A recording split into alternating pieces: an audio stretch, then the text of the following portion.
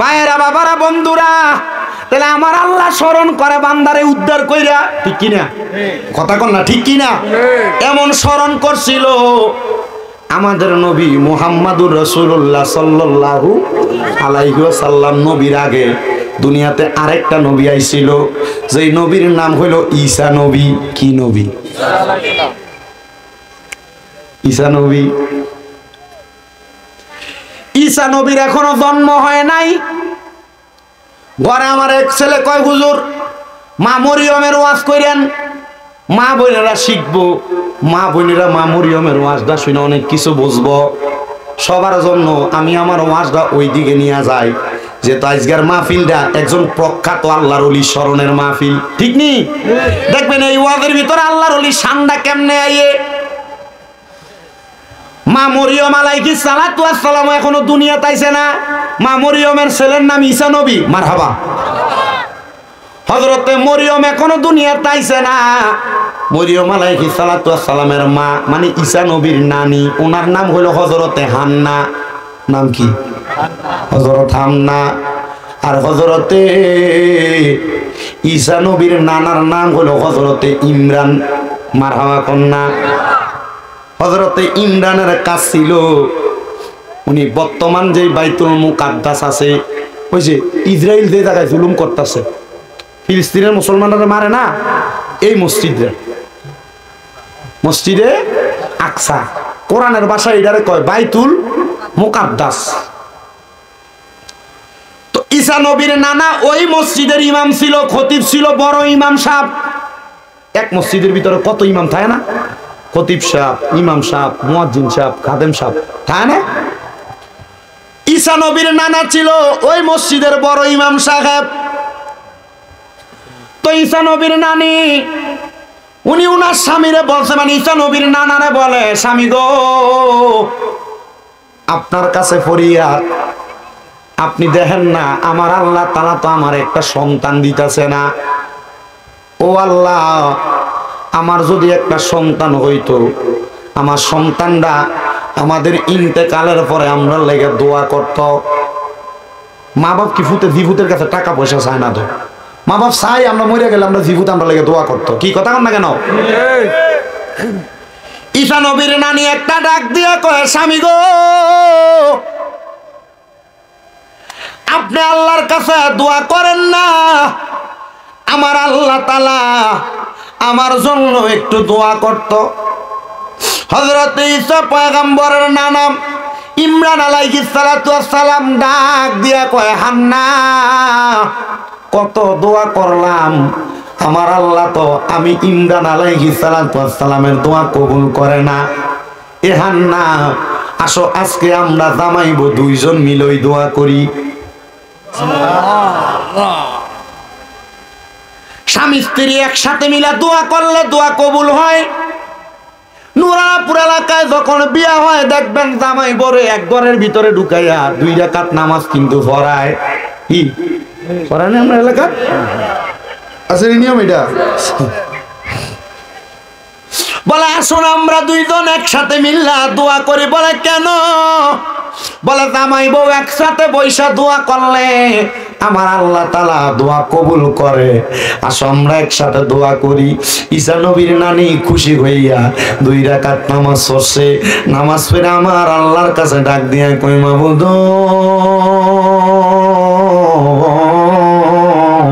ও আল্লাহ, আপনি যদি আমরা একটা সন্তান দান না করেন, আমরা তো দুনিয়াতে সন্তান হারা মানুষ থাকবো।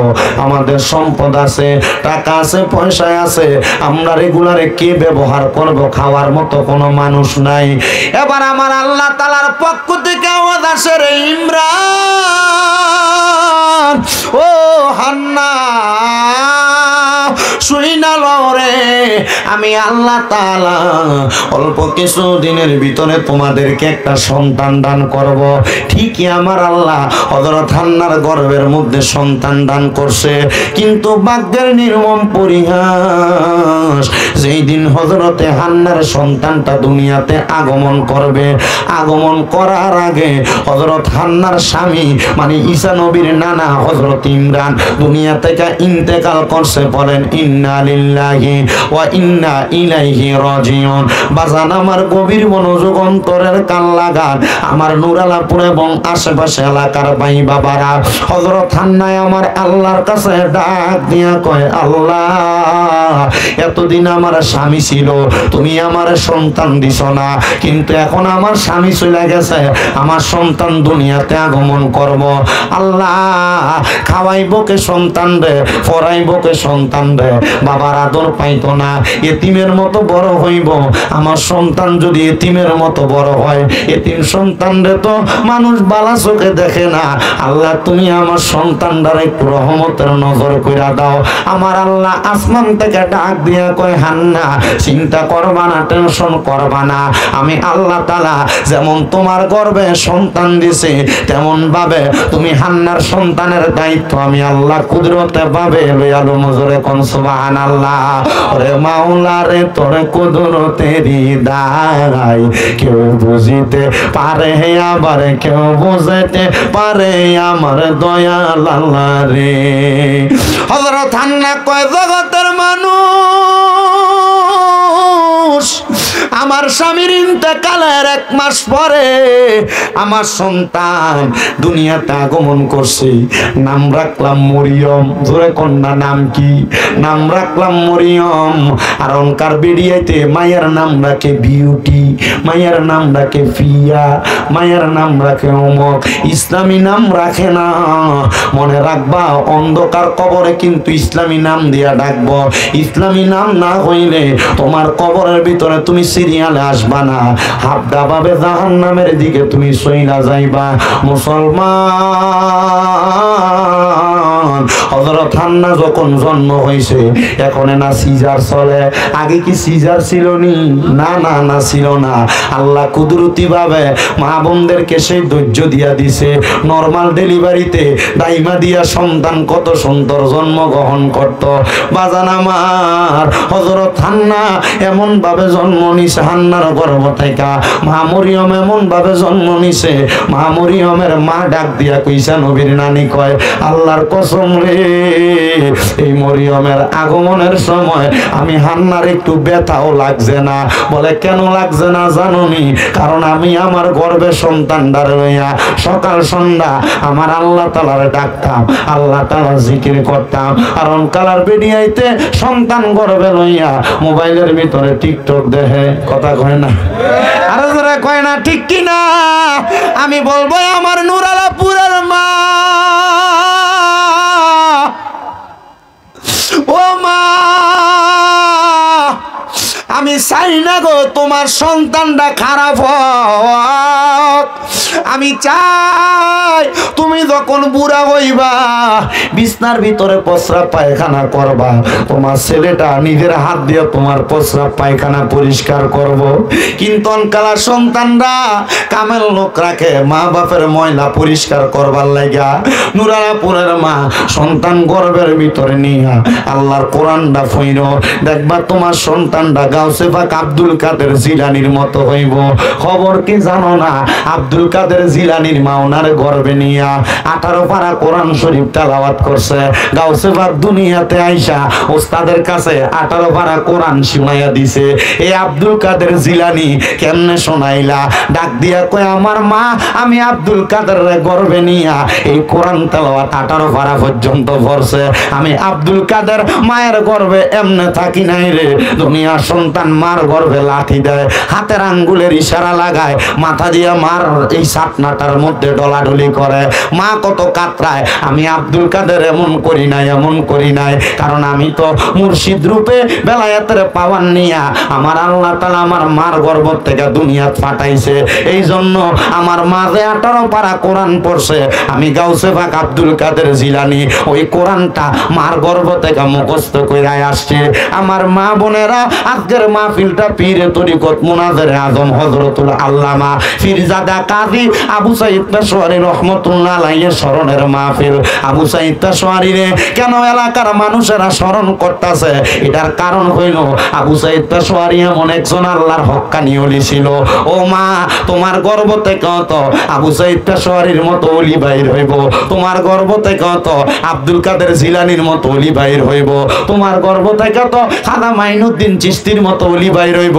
তুমি যদি সন্তান গর্ভে নিয়ে কোরআন পড়ো, তুমি টিভি সিরিয়াল দেখো, মোবাইল ইউটিউব সোশ্যাল মিডিয়া দেখা সময় কাটাও, মা গো মা, হযরত হান্না ডাক দিয়া কয় আমার সন্তান মরিয়ম যখন আগমন করছে আমি হান্নার পেটের মধ্যে কোনো ব্যথা হয় নাই, জন্ম দেওয়ার সময় আমি কোনো ব্যথা অনুভব করি নাই।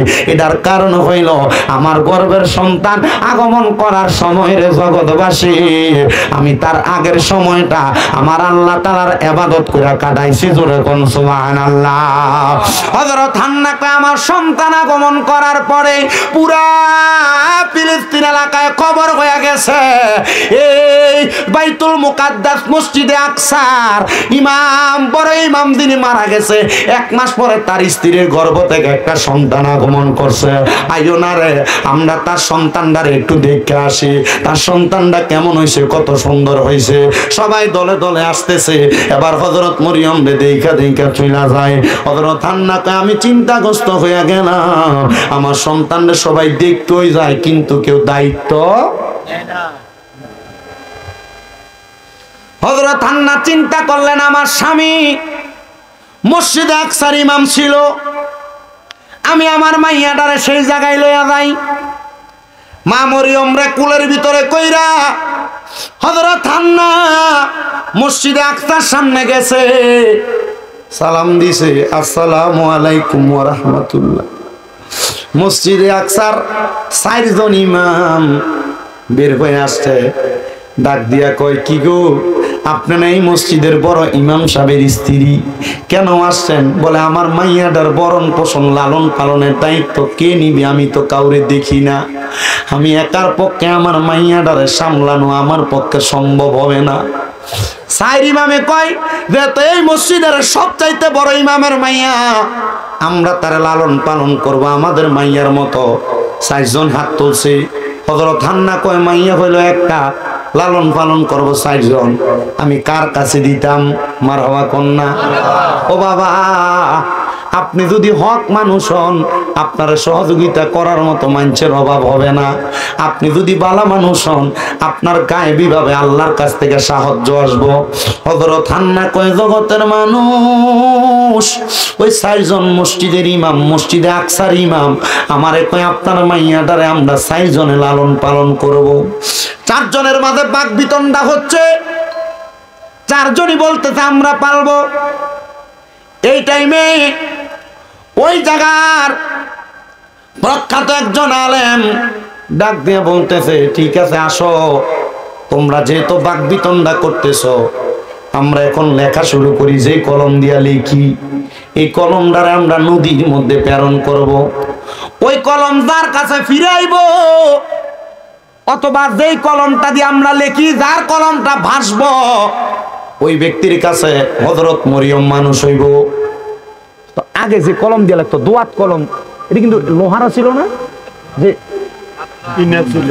মাথাটা লম্বা একটা টিনা ছিল, এটা কি আর ভাসতো না? পিনটা ভাসতো না, দোয়াতে ঠুয়াতে লাগতো। এবারে 4টা কলম সবাই নিছে, 4টা কলম নিয়ে নদীর মধ্যে মারছে। নদীর মধ্যে মারার পরে যার কলমটা ভাসবো তার কাছে হযরত মরিয়ম মানুষ হবে। মারহাবা। এবার এই 4 জন ইমামের ভিতরে হযরত মরিয়ম আলাইহিস সালাতু ওয়াস সালামের মা মানে হযরত হান্নার বোনের জামাই, তাহলে মরিয়ম আলাইহিস সালাতু ওয়াস সালামের কি হইব? খালু না? মরিয়ম আলাইহিস সালাতু ওয়াস সালামের খালু ছিল ওই মসজিদের ইমাম। মারহাবা কর। মারহাবা। সবার দুয়াত কলমের কলমটা ডুইবা গেছে, কিন্তু ওনার খালুর কলমটা বাসা দিয়া রইছে। মারহাবা কন্যা। ওনার খালু কয় যে তো মাইয়াটারে আমি পাইছি বাইতুল মুকাদ্দাসের মধ্যে রাইখা তারে আমি মানুষ করব। মসজিদে আকসার মধ্যে রাইখা হযরতে হান্না হযরতে মরিয়ম রে এমন ভাবে মানুষ করে রে। হযরত মরিয়ম আস্তে আস্তে বড় হইতেছে, হযরত মরিয়ম আস্তে আস্তে বড় হইতেছে। হযরত মরিয়মের বয়স যখন 10 থেকে 11 বছর, ওই এলাকায় একটা লোক ছিল যার নাম কুরসা। ওই কুরসা নামক লোকটা এলাকার মহিলাদের সঙ্গে বাদে সম্পর্ক করত, অপসম্পর্ক করত, বদ সম্পর্ক করত। এমন কোন মহিলাকে সে বাদ রাখে নাই যাদের সঙ্গে সে অপকর্ম করে বেড়ায় নাই। ওই কুরসা একদিন হযরত মরিয়মের ঘরের সামনে এসে দাঁড়ায় গেছে। হযরত মরিয়ম আলাইহিস সালাতু ওয়াস সালাম বলেন, আমি গোসল কইরাম, আমার মাথার বিদা চুলগুলো আমি মুছতে লাগলাম, এমন টাইমে দেখলাম আমার দরজার মধ্যে কুরসা নামক বাজে লোকটা দাঁড়ায় গেছে। কুরসা আমার দিকে নজর দিয়া দিয়া চাই। তখন আমি মরিয়মের বয়স 10 থেকে 11। ওই কুরসা যখন আমার ঘরের সামনে আসছে, কুরসা আমার দিকে একটা বাঁকা নজরে তাকায়। আমি কইলাম, কুরসা রে এই বাঁকা নজরে চাও, আমি জানি তো তোমার চরিত্রটা বড় খারাপ, আমার দিকে এমনে চাইস না রে, আমি জানি তুই আমার দিকে একটা লালসার চোখ দিয়া তাকাইছ। আমি মরিয়ম রে, তুই 2 রাকাত নামাজ পড়তাম দে, আমি নামাজটা শেষ করার পরে তোর যদি মন চায় আমার ইজ্জত হরণ করবি, তুই আমার সামনে আসবি। হযরত মরিয়ম কয়, আমি নামাজের মুসল্লাটা বিছাইয়া মসজিদে আকসার খাদেমার রুমের মধ্যে আমি 2 রাকাত নামাজের নিয়ত করছি। আমি 2 রাকাত নামাজের মধ্যে যখন দাঁড়াইছি, দাঁড়ানোর সাথে সাথে গো আমার চোখের বাণী গুলা বায়া বায়া পড়তাছে। এ পর্দার অন্তরালের মা নামাজের ভিতরে দাঁড়াইলে পাশের বাড়ির মহিলা কি শাড়ি পরছে, জামাই বিদেশ থেকে কল দিল, শাড়ির কথা কইবা তোমার ভিতরে চিন্তা। এ মা নামাজের ভিতরে দাঁড়াইলে তোমার পেটে ব্যথা, পায়ের ব্যথা, তুমি এটা কিনা লাগবে ওইটা কিনা লাগবে এই কথা মনে হয়। নামাজের ভিতরে দাঁড়াইলে তরকারি চুলাই রেখে আসছো, তরকারি জাল দেওয়া লাগবে এটা তোমার মনে হয়। নামাজের ভিতরে দাঁড়াইলে সন্তানটানি পানি থুইরা যাবে এই চিন্তা তোমার হয়। এ আমার বয়স্ক বাবারা, নামাজের ভিতরে দাঁড়াইলে আপনার ব্যবসার কথা মনে হয়ে থাকা, ফুতে অসুস্থ, ওষুধ কিনা লাগবো, টাকা নাই, অভাব আছেন, ঋণ আছেন, দেওয়া লাগবে এই কথা মনে হয়ে জাগা। কেন হয় জানেননি? কারণ আপনি এখনো পর্যন্ত খুশু এবং খুশুর সাথে নামাজ পড়তে পারেন না। নামাজের মধ্যে আল্লাহর সঙ্গে আপনার মেরাজ হয় না।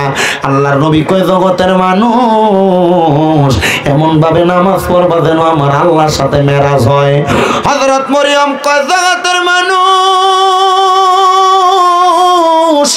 আমি নামাজের ভিতরে দাঁড়াইয়া আমি চোখের পানি গুলা চাইরা দিছি, আমি চোখের পানি গুলা ছাড়ি আর কান্দি আর ডাক দিয়া কয়, আল্লাহ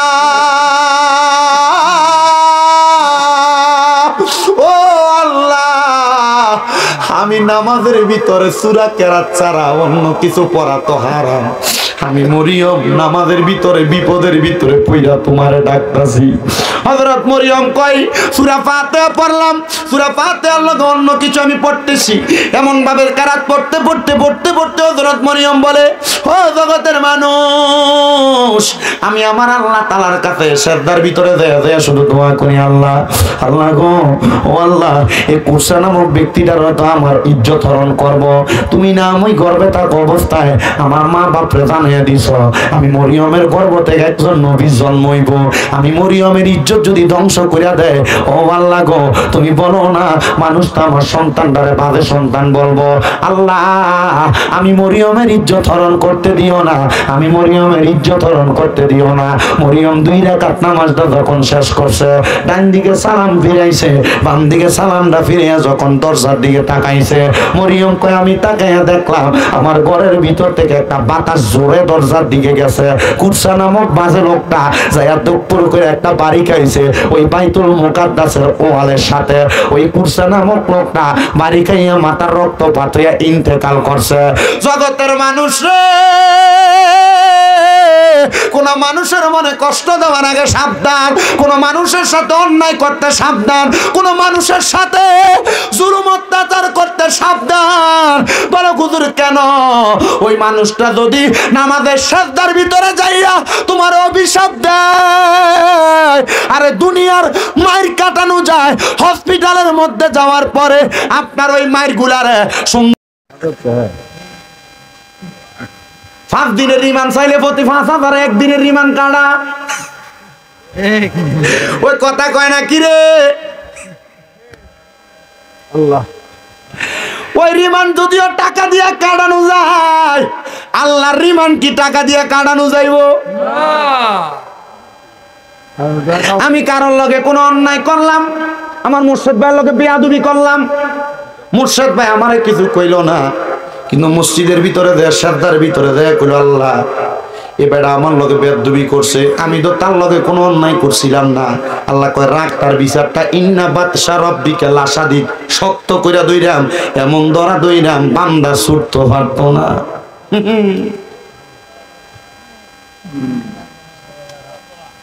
তো মানুষের কষ্ট দিতে হিসাব করে দিয়েন, পরের হক খাইতে একটু বাচ্চা খাইয়েন,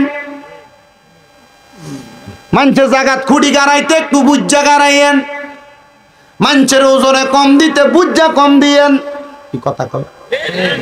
সুদের টিয়া গোসের টিয়া খাইতে বুজ্জা খাইয়েন, কারণ এটার কারণে কবরের ভিড়া কম ভিড়া না বেশি ভিড়া? হযরত মরিয়ম কয় আমি দুনিয়ার কোন আদালতে বিচার দিছি না, আমি বিচার দিছি একজনের আদালতে, একটা জবানও বন্ধ নাই। নুরালাপুরের মানুষ বলো ওই আদালতটা কার আদালত? ওই আদালতে বিচার দিলে বিচার ফিরে না। মা বোন গো, কারোর লগে ঝগড়া করলে ফতিনের জি কইয়া গালি দিস না, গোলামের জি কইয়া গালি দিস না। মা বোনেরা ঝগড়া করলে একজন আরেকজন না গালি দিস না। যদি মন চায় এ ঝগড়া না কইরা আল্লাহর কাছে নামাজ কইরা পড়া বিচার দিস, কারণ গালাগালি করলে ফেরেশতা তার পক্ষ থেকে গালি দেয়। আমি যেদিন এই হাদিস পড়ছি এদিনের পর থেকে আমার কেউ যদি অন্যায় ভাবে গালিগালাজ করে আমি তার কথার উত্তর দেই না। কি নবীজি রাহমাতুল লিল আলামিন নবীর কাছে এক সাহাবী দৌড়ে আসছে, ইয়া রাসূলুল্লাহ ইহুদি আমার গালি দিছে।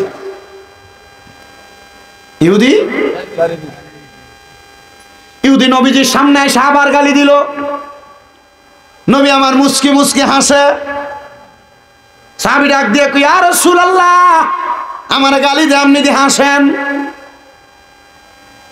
ইয়া হাবিবাল্লাহ আমার গালি দিয়ে আপনি দিয়ে হাসেন। সাহাবীটারে ওই ইহুদিটা আরেকবার গালি দিছে। নবীর হাসি দেখে সাহাবী কয় নবী তো বিচার করে না। ওই সাহাবী তার গালির জবাব দিয়ে দিছে, আমার নবী মুখটা কালা করে ফেলছেন। সাহাবী কই, ইয়া রাসূলুল্লাহ, চিন্তা করছেন, প্রথম গালি দিছে নবী হাসে, দ্বিতীয়বার গালি দিছে নবী হাসে, তৃতীয়বার গালি দেওয়া নাই, বেটা কি করছে? উত্তর দিছে। নবী কি করছে? প্রথম হাসছে, পরে কি করছে? মুখটা কালা করে ফেলছে।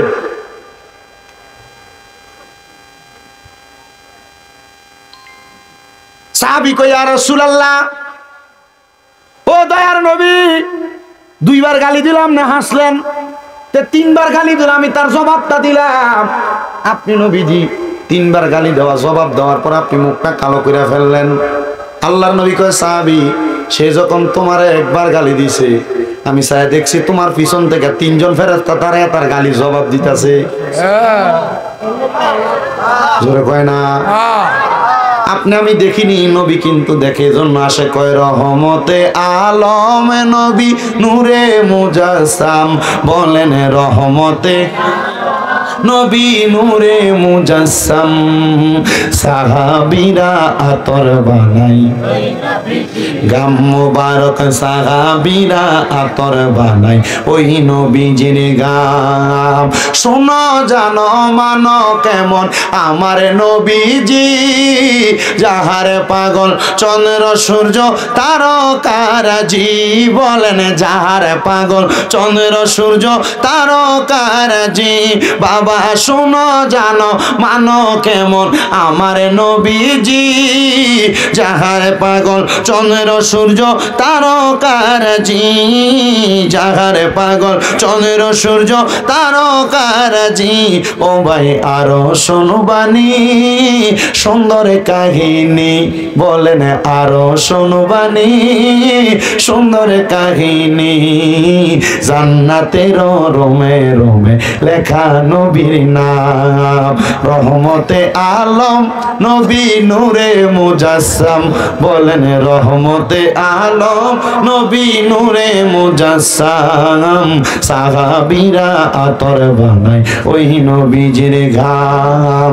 উস্তুনে হান্নানা একটা খেজুর গাছের নাম, যাকে ধরে খুতবা দিতেন রাসূলে আকরাম। মারহাবা কোন?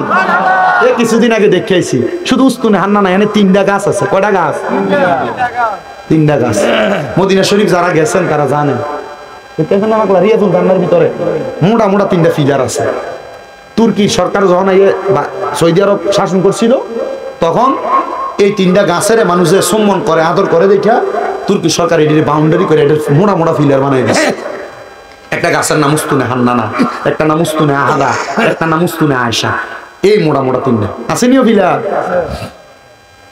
তো যে উস্তুনে হান্নানা নবী যে এটা দৌড়ে দৌড়ে খুতবা দিত, তো যখন নবীর মিম্বর হয়ে গেছে উস্তুনে হান্নানা গাছ, সাহাবায়ে কেরাম নবী বসে রয়েছে, হঠাৎ করে কান্নার আওয়াজে তাই না বাবা তাকায় দেয়, কোথেকে কান্নার আওয়াজ আসে? খেজুর গাছ নবীর লোকে কথা কই, ইয়া রাসূলুল্লাহ আপনি তো আমার এই মিম্বর হওয়ার আগে আমার দৌড়ে দৌড়ে খুতবা দিচ্ছেন, এখন তো মিম্বর হওয়ার পর আমার ভুলে গেছেন ইয়া রাসূলুল্লাহ, এখন তার আমারে ধরেন না, এজন্য আমি এই সুখে কান্তাছি। জোরে কোন সুবহানাল্লাহ। এটার পাশে উস্তুনে আয়েশা, যেখানে আমার নবীজির মা আয়েশা ইন্না খানা দিত। এটার পাশে উস্তুনে আহাদা, দূর থেকে কোনো মানুষ এলে নবীজির কাছে গাছের নিচে বইয়া থাকতো। মারহাবা কন্যা।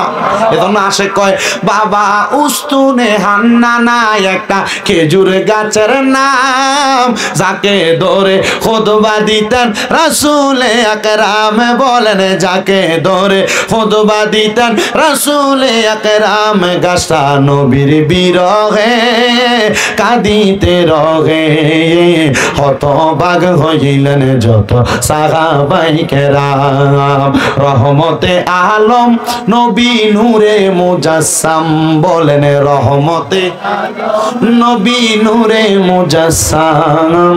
সাহাবীরা আতর বানায় ওই নবীজির ঘাম।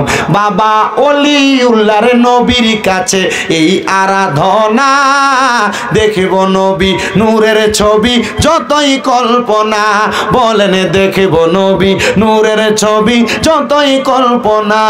আমার বিদায় বেলাতে নবী আসবে দেখিতে, ঠিক কিনা? তরিকতের পাগলটার বিদায় বেলা নবী দেখতো আইবনি।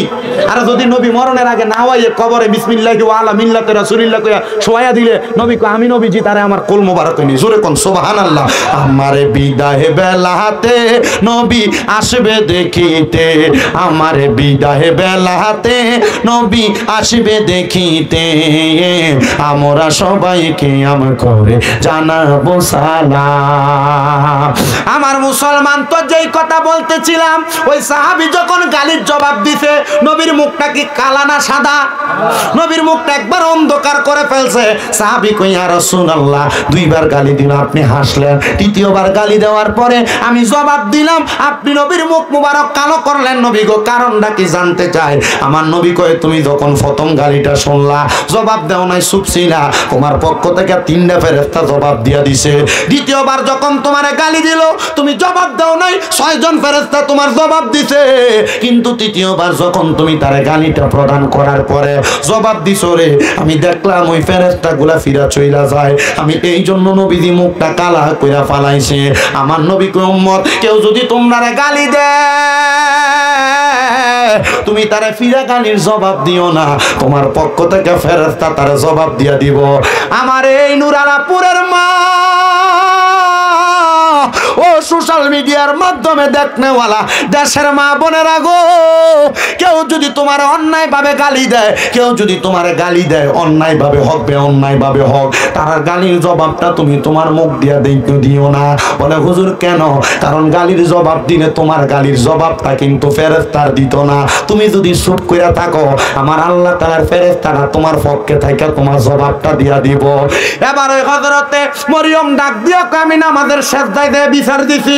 সাবধান সাবধান। আমি নামাজের সেজদায় বিচার দেওয়ার পরে একটা বাতাসি এসে ওই কুরসাটারে ওয়ালের লোকে বাইরে মারছে। মারহাবা কোন মিয়া? হযরত হান্না কয়, আমি দেখলাম বাতাস আসার পরে আমার ঘরের মধ্যে কুরসার সুরত নিয়ে কে জানি দাঁড়িয়ে রয়েছে। আমি চিন্তা করলাম কুরসা তো মারা গেছে, কুরসার সুরত নিয়ে কে আমার সামনে আসলো? আমি চুপ করে রইলাম, কিন্তু আল্লাহ তাআলার প্রতি আমার বিশ্বাসটা বড় কড়া। আমি কইলাম, আল্লাহ কুরসানা মারা গেছে, এখন কেমনে আইলো?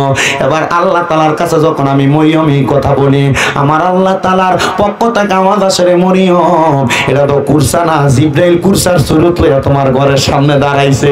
তুমি মরিয়ম রে পরীক্ষা করে। জিবরাইল ডাক দিয়া কয়, ও 11 বছরের মরিয়ম, শোনো রে, আমার আল্লাহর চরিত্রের পরীক্ষায় তুমি মরিয়ম পাস করে ফালাইছো। আমার আল্লাহ কইছে রে, তুমি মরিয়ম রে আমার আল্লাহ তাআলা একটা উপহার দিব। ও মরিয়ম, কি উপহার জানোনি? আমার আল্লাহ কইছে তোমার গর্ভের ভিতরে একটা নবী জন্ম দিব। জোরে কোন সুবহানাল্লাহ। মরিয়ম কয় বয়স 11। কত? 11। এখন যদি আমার গর্ভে সন্তান আসে, বিয়ে তো হয় নাই, মানুষ তো আমারে বিয়ে না হইলে সন্তান হইলে আমরা ভালো কইবেন? কি কইব? জারজ কইব। মরিয়ম কয়, আল্লাহ মানুষ আমার অপবাদ দিবে। আল্লাহ কয়, মরিয়ম, ইন্নাল্লাহা মাআস সাবিরিন, নিশ্চয়ই ধৈর্য ধারণকারীর সাথে আমি আল্লাহ আছি। মরিয়ম তুমি ধৈর্য হারা হইও না। আমি আল্লাহ যেহেতু তোমার এগুলা দিতেছি, মনে রাখবা, লা ইউকাল্লিফুল্লাহু নাফসান ইল্লা উসআহা। আমি আল্লাহ কারো সাধ্যের বাহিরে কোনো কিছু চাপাইয়া দেই না। মরিয়ম তোমার সাধ্য আছে সন্তান নেওয়ার, তুমি সন্তান নাও, এরপরে যা হইব দেখতাম তো আমি আল্লাহ। মারহাবা। আরো জোরে কন্যা মারহাবা। মুসলমান, হযরতে মরিয়ম আলাইহিস সালাতু ওয়াস সালাম দশজন নিছে, আচ্ছা সেলো আড়াড়ি করলে হইতো না, মানুষ চাই থাকবো তোমার দিকে।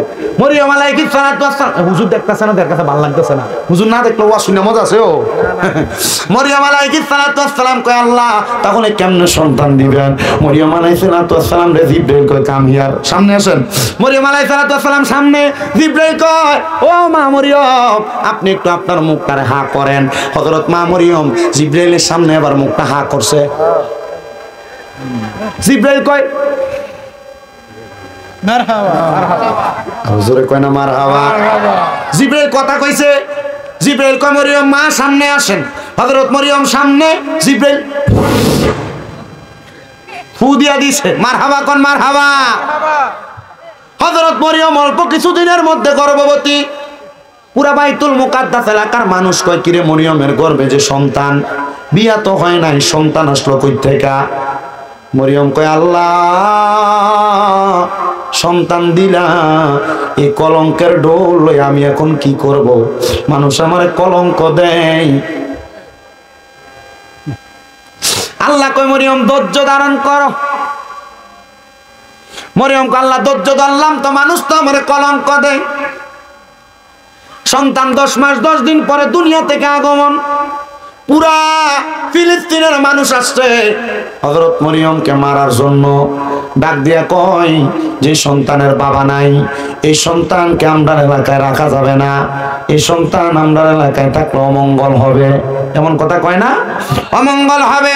মরিয়ম কয়, আল্লাহ সন্তান দিশন একরকম ছিলাম, কিন্তু সন্তান গর্ভে দিয়ে এখন জন্ম দেওয়ার পর আমি মার কাছ থেকে এই ইহুদিরা আমার সন্তানটারে কাইরা নিয়ে যাবে, আমি মার কঞ্জাটা তো মানে না। মুসলমান শোনো রে, গতকালকে চট্টগ্রামে ইস্কন নামক হিন্দু উগ্রবাদীরা ওই মুসলমান একজন ভাইকে আঘাত করে হত্যা করেছে, মুসলমানের মসজিদের মধ্যে তারা ইট পাটকেল নিক্ষেপ করেছে, তাদের প্রভু নামক ইস্কনের গুরু ঠাকুর মেয়ে নিয়ে অপকর্ম করছে, অপকর্ম করার কারণে তাকে জেল হাজতের মধ্যে দেওয়া হয়েছে। কিন্তু ওই ইস্কনের উগ্রবাদীরা মুসলমানের মসজিদের মধ্যে হামলা করেছে, মুসলমানের উপর হামলা করেছে। বাংলার মুসলমানের ইমাম যদি থাকে গুরু গোবিন্দর মতো শক্তি নিয়ে ইস্কন যদি মুসলমানের উপরে হামলা চালায়, আল্লাহর কসম মুসলমানেরা ইস্কন নামক হিন্দুত্ববাদী উগ্রবাদীদেরকে শাহজালালের মতো আল্লাহু আকবারের ধ্বনি নিয়ে ইস্কনদেরকে বাংলা থেকে উৎখাত করবে। কথা বলেন ঠিক কিনা?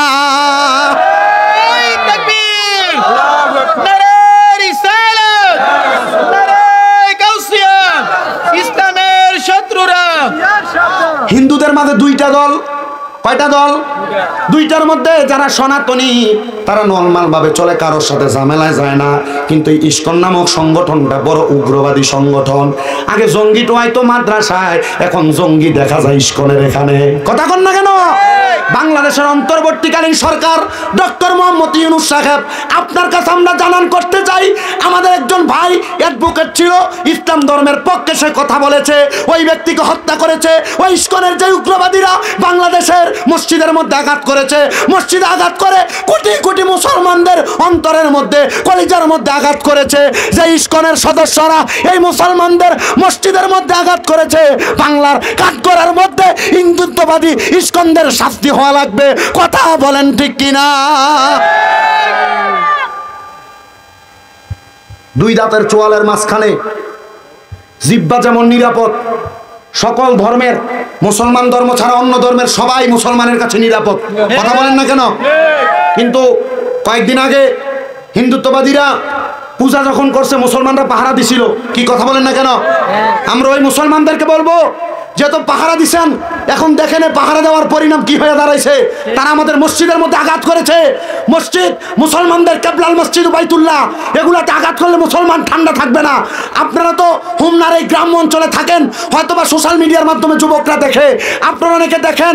মুসলমান একটা কথা মনে রাখবেন, বাংলাদেশের মধ্যে ভারতের এজেন্ডা বাস্তবায়ন করতে চায়। এরা চায় হিন্দুত্ববাদীরা মুসলমানদের বিভিন্ন ধর্মীয় পাঠশালাগুলা, বিভিন্ন ধর্মীয় কার্যক্রমগুলা বন্ধ করানোর জন্য, এগুলোর মধ্যে উগ্রবাদী ঝরানোর জন্য। এগুলা যদি করে বাংলার মুসলমান কি এমনি বসে থাকবে নাকি? কথা বলেন না ঠিক কিনা? বাংলার মুসলমান এমনি থাকবে না। আরেকটা কথা জানান করে দিতে চাই, বাংলার মানুষ স্বাধীনতাও চাইছে। বাংলার মানুষ বাংলাদেশের জমিনে সহজভাবে, সরলভাবে, সঠিকভাবে চলাফেরা করার ক্ষমতাও চাইছে। কিন্তু বাংলার মানুষ চায় নাই কারোর উপর আঘাত হবে, অত্যাচার হবে। অত্যাচার হচ্ছে, মাদ্রাসার দুইটা ছেলেকে প্রথম আলোর অফিসের সামনে পিটিয়ে মারা হয়েছে, কই এটার বিচার এখনো হচ্ছে না। আল্লাহর কসম এগুলোর বিচার হওয়া লাগবে। কথা বলেন ঠিক কিনা? মুসলমান যদিও দুনিয়ার জমিনের ভিতরে বিচার না হয়, মুসলমান যদি আমাদের সেজদার মধ্যে যে আল্লাহর কাছে বিচার দেয়, এটার বিচার কিন্তু হবে। কথা বলেন না কেন? হযরত মরিয়ম কয়, আল্লাহ তোমার কাছে সেজদার যে বিচার দিতেছি, আল্লাহ আমার তো এরা মাঝে কইতাছে, খারাপ কইতাছে, আমার সন্তান জন্ম দিয়েছে, কিন্তু সন্তানের তো বাপ নাই, সন্তানের পরিচয় নাই, আল্লাহ তুমি বিচার করো। এরা আইছে মরিয়ম আলাইহিস সালামের কোলে হযরত ঈসা নবী টান দিয়ে লয়ে যাবে। কেউ গর্ত করছে, কইছে এটা বেতা কানা এলেবা, কেউ আগুন জ্বালাচ্ছে, কইছে ডাইরেক্ট আগুনে দিয়ে ফেলবা। জিনারা আগুনে দিতে কো, উনি কি সাধারণ মানুষ না নবী? জোরে কম।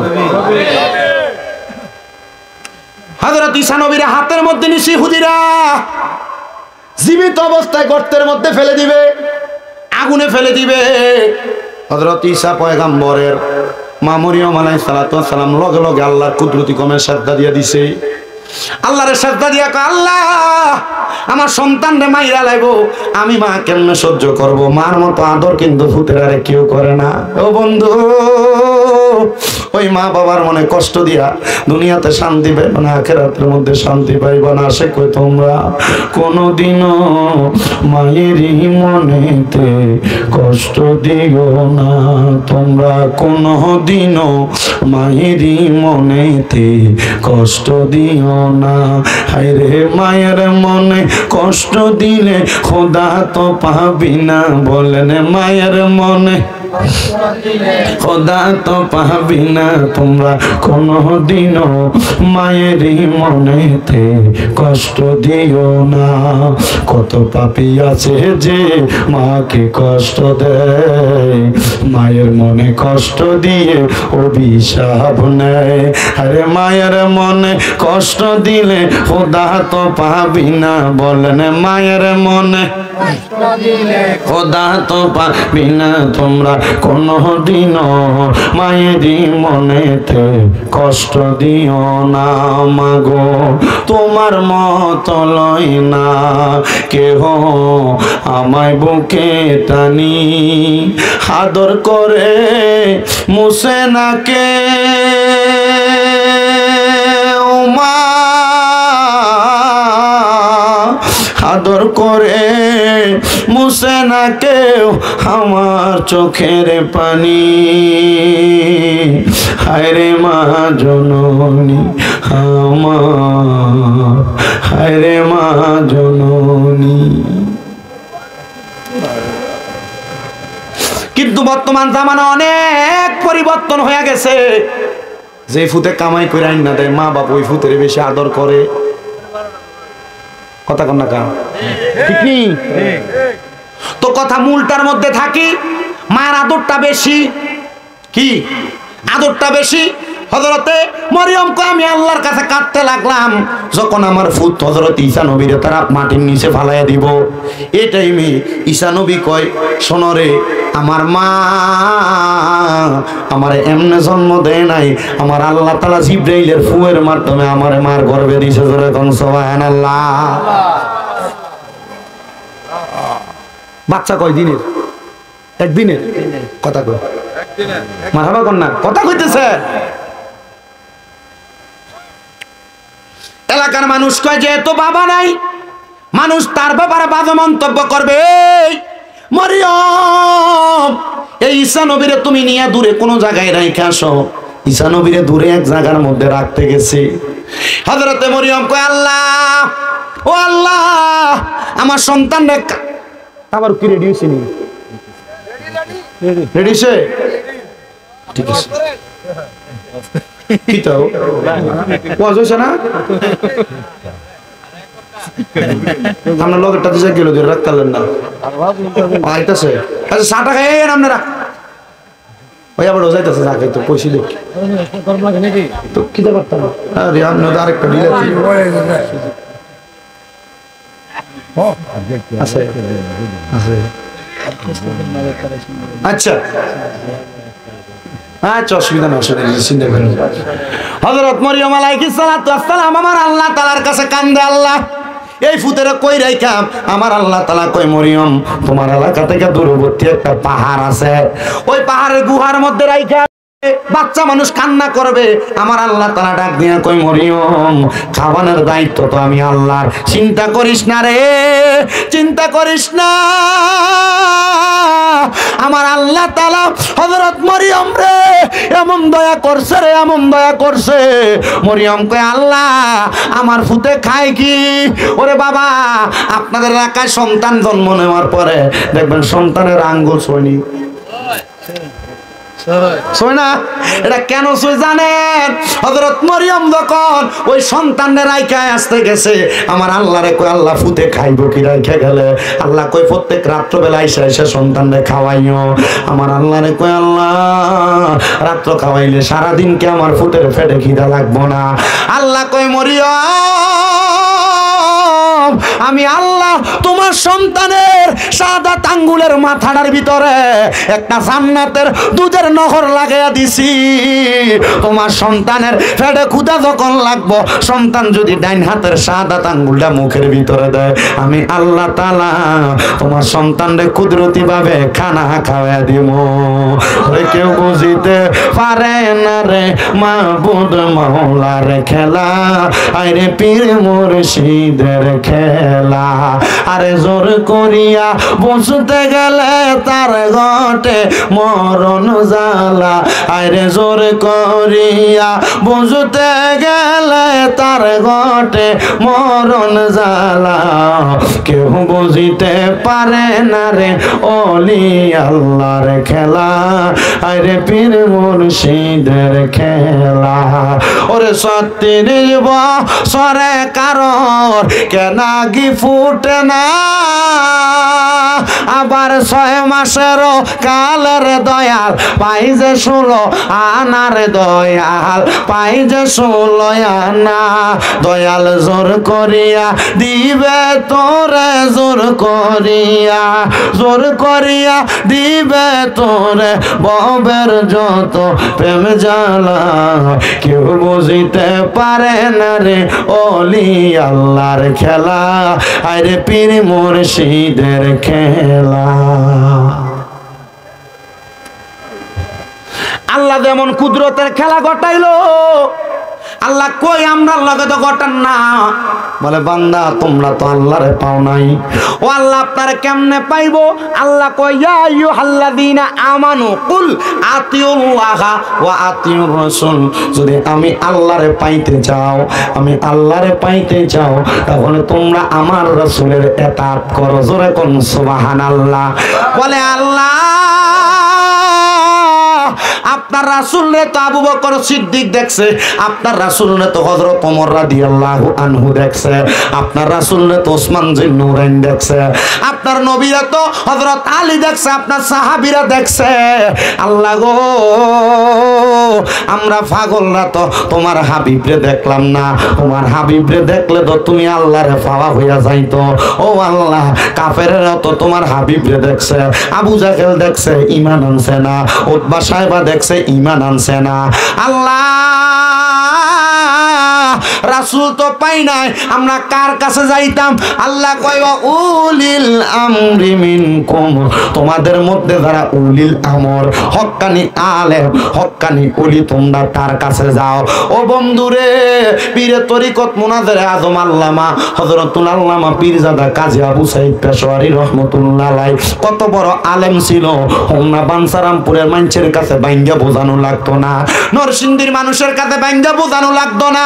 যদি ওনার কবরটার সামনে, মাকবারার সামনে, রওজার সামনে, মাজারের সামনে যায়া জিজ্ঞাসা করবা মুরাকাবা কইরা মুশাহাদা কইরা, ও কাজী আবু সাঈদ পেশোয়ারি রাহমাতুল্লাহ আলাইহি আপনি কেমনে ওলি হইছেন, আপনার কি লেগে তো পাওয়ার, মানছে কি লেগে আপনার মানে, মানছে কি লেগে আপনার অনুসরণ করে।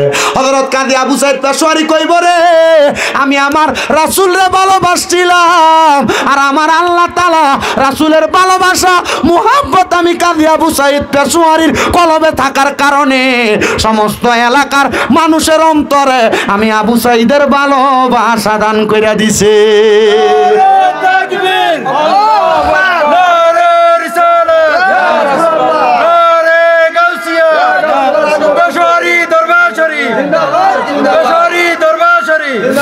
দয়াল মুর্শিদি বিনে গো আপন বলতে কেহ নাই জগতে, আমার পেশোয়ারি বিনে গো আপন বলতে কেহ নাই জগতে। ওরে দেখাইয়া তার রূপের ঝলক, দেখাইয়া তার রূপের ঝলক মনে কইরাছে ও দাসী পানো মুর্শিদ তোমায় ভালোবাসে। আমার মুর্শিদ কেন বোঝে না গো তারে আমি কত ভালোবাসি, আমার পেশোয়ারি কেন বোঝে না গো তারে আমি কত ভালোবাসি। ওরে দেখাইয়া তার রূপের ঝলক পেশোয়ারি গো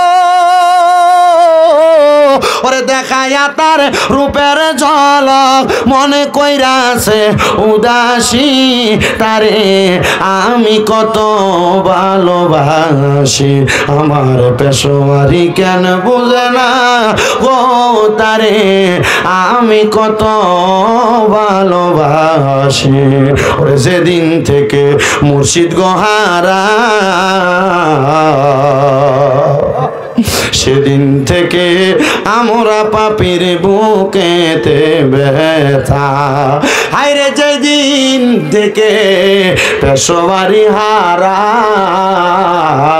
সেদিন থেকে আমরা পাগলের বুকেতে ব্যথা ওরে একবার দেখা দিয়া মোরে একবার দেখা দিয়া মোরে মনে কইরা দাও সান্ত্বনা পানো মুর্শিদ তোমার মুখের হাসি আমি কেমনে বলিব পেশোয়ারি বাবা তোমার মুখের হাসি কাজী আবু সাইদ পেশোয়ারি রহমতুল্লাহ আলাইহির মতো এমন হক্কানি আলেম এমন একজন হক তরিকতপন্থী লোক বড় আল্লাহর ওলি পাইতে তোমার বড় কষ্ট হবে যেমন পীর তেমন আলেম পীর আছে কিন্তু আলেম নাই আলেম আছে পীর নাই কিন্তু ওনার মাঝে দুইটা জিনিস আছে ও মুসলমান রে ও আমার হোমনা নুরালাপুরের বাবারা হযরত আবু সাইদ পেশোয়ারিরে কেন অনুসরণ করি কারণ আমরা জানি আল্লাহর ওলিদেরকে অনুসরণ করলে রাসূলের অনুসরণ হইব রাসূলের অনুসরণ করলে আল্লাহর অনুসরণ হইব তার মানে ওলি পাইলে রাসূল পাইবা রাসূল পাইবে আল্লাহ পাইবা জোরে কোন ঠিক কিনা এই জন্য আমরা আল্লাহর ওলিদেরকে অনুসরণ করি ঘোষণাকার আল্লাহ কয় কুল আতিউল্লাহ ওয়া আতিউর রাসূল ওয়া উলিল আমরি মিনকুম তোমরা যদি আল্লাহর ভালোবাসা মানে আল্লাহর অনুসরণ করতে চাও তোমরা রাসূলের অনুসরণ করো রাসূলের অনুসরণ করতে চাও আউলিয়া কেরাম উলিল আমরদের অনুসরণ করো বলে হুজুর শুধু পেশোয়ারি দরবারের কথা বললেন অন্য কোন দরবারের কথা দিয়ে আপনারা বললেন না আমি বলবো বাবা তোমার কাছে যেই পীরটারে ভালো লাগে যেই পীরটারে মোহাব্বত হয় যেই পীররে দেখলে তোমার আল্লাহর কথা মনে হয় ওই পীরটারে তুমি মানবা ওই পীরটারে তুমি অনুসরণ করবা যদি করতে পারো আমার আল্লাহ তাআলা তোমার পীরের কারণে তোমার পীরের সোহবতে থাকার কারণে আল্লাহর খাস রহমত তোমার ডাইলা দিব কয় কেন গো আল্লাহ তাআলা ঘোষণা করে বান্দা ইন্না রাহমাতাল্লাহি করিবুম মিনাল মুহসিনিন নিশ্চয় আমি আল্লাহর রহমত আল্লাহর ওলিদের নিকটবর্তী হইলে পাইবা আল্লাহ আপনার রহমত আমরা ওলিদের নিকটবর্তী হইলে কেমনে পামো শুনেন বাবা শুনেন রোম সাম্রাজ্যের একটা ছোট্ট কথা বললে আরো বুঝতে পারবেন একজন মা জননী ওনার সন্তানদের নিয়ে বড় পেরেশান সন্তানের কাজ হলো নেশা করা সিগারেট খাওয়া নেশা জাতীয় মদ্যপান করা এই নেশাখোর সন্তানদেরকে নিয়ে মা বাবা বড় জ্বালায় আছে মা বাপ বড় যন্ত্রণায় আছে অনেক সময় মা বাপ কানের দুল খুললে রেখে গোসল করতে গেলে এটি নিয়ে বেচালায় নেশাখোর ফুতেরা কথা কন না কেন বউয়ের মোবাইল করে একটা বালা জিনিস রাখতে পারে না নিয়ে বিক্রি করে ফেলে নেশাখোররা কি আছে না এলাকায় নেশাখোর নুরালাপুর এলাকায় নেশাখোর নাই বাবা খুন নাই কথা কয় না কেন হারিফাতিল নিয়ে বেচালায় মন আসে না বাটফার এ নেশাখোর ফুলা বান্ডিরে লইয়া বড় জ্বালা বড় জ্বালা এ পোলা পাইন মনে রাখবা তোমরা যারা যুবক ভাইরা আছো তোমাদের জন্য কয়েকটা কথা বলি আমি একটা জিনিস অবজার্ভ করলাম কয়েকজনরে আমি জিগাইলাম আমার এলাকার যারা সিগারেট খায় আমি কইলাম সিগারেট খান কেন আপনার এই খানাটা শিখাইছে কে হ্যাঁ কয় আরে বন্ধু বান্ধবের লোক চলতে চলতে খাইলিস আরো কয়েকজনরে জিগাইলাম সিগারেট খানা শিখলি কই কে শিখাইছে তোর এই বাদ জিনিস খানা হ্যাঁ কয় আর ভাই বন্ধু হাত যে একদিন টান দিতে দিতে শিক্ষা লাইছে এর জন্য পোলাপান মনে রাখবা এ সিগারেট খানাটা থেকে কিন্তু তুমি নেশার দিকে যাইবা তোমার বন্ধু তোমারে দেখবা মাঝে মাঝে একদিন করবো আর দিয়াল একটা টান কি হইব দিল তোর আগুনটা জ্বালাই দিল এজন্য যারা সিগারেট খায় নেশা করে সে নিজে থেকে নেশা করে না, যে কোনো বন্ধু বান্ধবের পাল্লায় পড়ে নেশা করে, সিগারেট খায়। এমন বন্ধু থেকে সাবধান। সে তোমার বন্ধু না, সে কাল সাপ তোমার শত্রু, তোমার জীবন নাশ করে দিবে ফলা।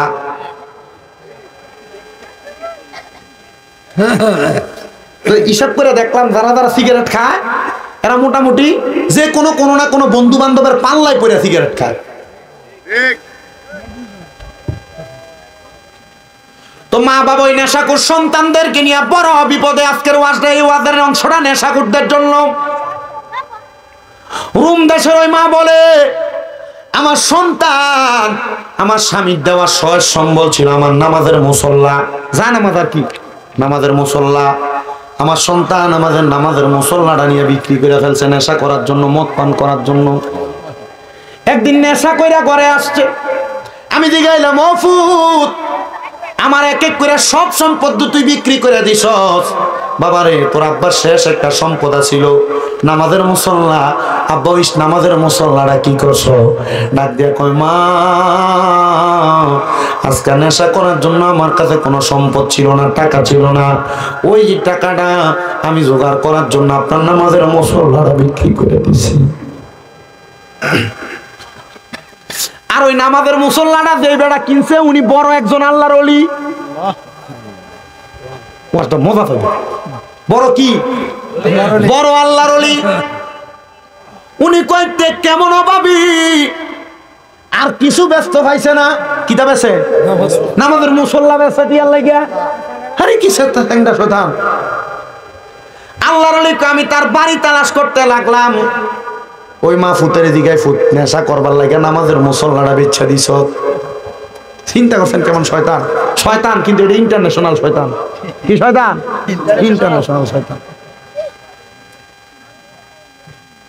আব্বা কথা কয় না, বাবা বিরিয়ানি রেডি হয়ে গেছে। এই কথা কইস না।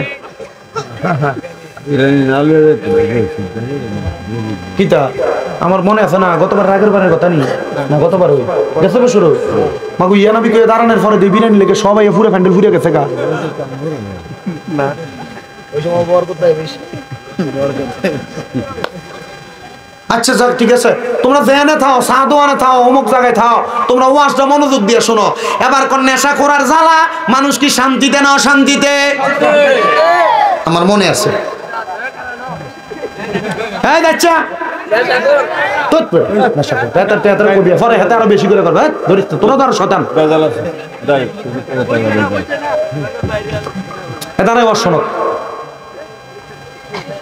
আমি ফজরের নামাজের সময় মাহফিল শেষ করে এলাকার দিকে ঢুকতেছি। মাহফিল শেষ করে এলাকাতে ঢুকতেছি, আমাদের পাশেই এলাকা। দেখতেছি উনি কাবজাব করতে করতে সকালবেলা চোখ ডলতে ডলতে বাইর হয়। আমি দিকে এলাম, কাকা কাবজাব করেন কি লেগে? বেঞ্চুমেন নালা এত জোরে জোরে চিল্লাইলে মানুষ তো ঘুমায়, মানুষ আপনারা গালাগালি করবো। ও কইও না, রাত্রবেলা ব্যবসা করে টাকা না পকেটে রাখি, সকালবেলা না আমি মাছ বেচছিলাম, মাছটা কিনে না আরো থেকে বেচমু। আজকে পকেটে হাত দিয়ে দিই, পকেটের ভিতরে 500 নাই। তার মারে জিগাইলাম, এ আমার স্ত্রী টাকাগুলা কোথায় কই গেছে? 500 টাকা তো পকেটের মধ্যে নাই। আমার স্ত্রী আমার জবাব দেয়, আপনার ফুটে নিছে। তারা জিগাইলাম 500 টাকা কি লেগে নেস্তে আমারে স্যার দেখায় কয় বাবা খাইবার লাগিয়া। আমি কইলাম তে বাবা খাইবো, আমার এনা খাইবো, তেদি টাকা লয়ে গেছে গা। হুজুর আচ্ছা আপনি কনছো কাকা বাবা খাই কেমনে? আমি আব্বা আমি এটা শুনছি, এটা একবার যখন প্রথম ইয়াবাটা প্রথম চলতেছে তখনের কাহিনী। আমি কিন্তু ওয়াজ করে 8 বছর আজকে। প্রথমের কাহিনী আমি কইলাম, কাকা এ বাবা সেই বাবা না, এটা ইয়াবা। কইটা আবার কি তাই? কইটা খাইলে বলে শোয়ের ভিতরে একটারে 3টা দেখে। কাকা চিন্তা করে না, আপনার ফুটে আপনার 3টা দেখবো। এক বাপের যে সম্মান করতো, আপনি এক বাপের 3 বাপের সম্মান করবো। না তাহলে ঠিক আছে। আমি আপনার ফুটে কি পাগল হয়েছে? আপনি তার থেকে বড় পাগল হয়েছেন। এটা খাওয়ার কারণে, নেশা করার কারণে বাবা খোররা মানুষকে ঠেক দিতে দেরি করে না, বউয়ের উপর মায়ের উপর অত্যাচার করতে দেরি করে না। সাবধান মুসলমান, ও নবীর উম্মতের দল, আল্লাহর ওলি কয় এটা কোন ক্ষুধার্ত ব্যক্তি, কোন অভাবী ব্যক্তি আমি জানলাম না, সে তার টাকা পয়সার জন্য নামাজের মুসল্লা বিক্রি করছে। আর তার মা কই পুত্রে আমার সব বিক্রি করছ, শেষমেশ বুঝি আমার নামাজের মুসল্লাটা বিক্রি করছ। পুত্রে ফুট এটা ঠিক কাজ করস নাই। ফুট মার সাথে রাগ দেখে বাড়ি থেকে বাইরে হয়ে গেছে। এবার ওই আল্লাহর ওলি ওই বাড়িটা খুঁজতে খুঁজতে এই ঘরের সামনে দাঁড়াইছে, আসেননি কেউ ঘরে। আমি একটা জিনিস দেখাইবার লাগাই, সেই জিনিসটা চিনেননি। মহিলাটা দৌড়ে এসে কই কে গো আমার ঘরের দরজার সামনে? উনি ডাক দিয়ে কই নামাজের মুসল্লাটা আমার কাছে একটা বেড়া বিক্রি করে গেছে, মনে হয় অভাবে ছিল, এই এলাকায় নাকি তার বাড়ি, নামাজের মুসল্লাটা অভাবের কারণে বিক্রি করে দিছে। মহিলা কই হুজুর আমার ফুটে বেচে, তবে অভাবের জন্য বেচে নাই, নেশা করার জন্য নামাজের মুসল্লা বিক্রি করে দিছে। আল্লাহর ওলি কয় মা আপনার ছেলে কি ইহদিনাস সিরাতাল মুস্তাকিমের দাওয়াত পায় নাই? আপনার ছেলে কি হেদায়েতের দাওয়াত পায় নাই গো মা? মা ডাক দিয়ে কই হুজুর পাইছে কিনা জানি না, তবে আপনি আমার সন্তানটার বালা বানাইয়া দেন। আপনি একজন আল্লাহর ওলি, যেহেতু আপনি নামাজের মুসল্লাটা দিয়া পরিবারের খবর নিতে আসছেন, ও হুজুর গো আমার ছেলেটারে আপনি একটু বালা বানাইয়া দিয়েন। ওই মা এই কথা বলার পর আল্লাহর ওলির মনটা একটু নরম হয়েছে। মা আপনি আপনার ছেলেটারে রোমের বড় মসজিদের মধ্যে পাঠাইবেন, আমি আপনার ছেলেটারে বালা বানাইয়া দিব। আপনার ছেলেটারে বালা তো আমি বানাইতাম না, বানাইবো আল্লাহ তাআলা। আমি চেষ্টা করব, আমার আল্লাহ কইছে আল্লাহর বন্ধু যারা তার কাছে আল্লাহর রহমত পাওয়া যায়। আপনার ছেলেটারে আমার কাছে পাঠাইয়েন, আমি আপনার ছেলেটারে আমি বালা বানানোর চেষ্টা করবো। ওই মা ডাক দিয়া কয় হুজুর আমার কাছে ছেলেটারে আপনার কাছে পাঠামু, এ ফলা তো 5 ওয়াক্ত নামাজ তো পড়ে না, জুমার নামাজটাও ঠিক মতো পড়ে না, আপনার কাছে পাঠামু কেমনে? আল্লাহর ওলি কয় মা বুদ্ধি করে পাঠাইয়েন। বলে হুজুর আমার কাছে একটা বুদ্ধি আছে, আমার ছেলে তো নেশা করার পাগল, আমি আমার ছেলেরে কমো ওই রোমের বড় মসজিদের সামনে যাইবি, মসজিদের হুজুরের লগে কথা কইবি, দেখবি হুজুর তোরে নেশা করার জন্য অনেক অর্থ প্রদান করব। জোরে কর না নাউজুবিল্লাহ।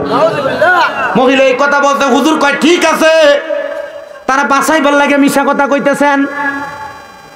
কি লেগা? 3 জায়গায় মিশা কথা কম যায়,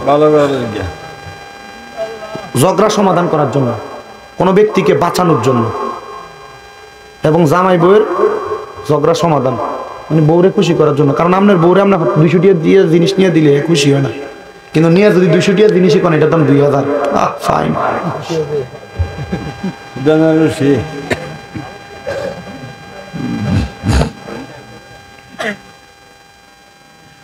উনাকে বাঁচানোর জন্য আপনি এই কথাটা বলবেন। মা সেম কাজটা করছে। ফুট বাড়িতে আইসস, এ বাবা তুই তো নেশা করার জন্য প্রত্যেকদিন কিছু না কিছু বেচস, আমার নামাজের শেষ মুসল্লারও বেচা দিছস, এখন বেচবি কি?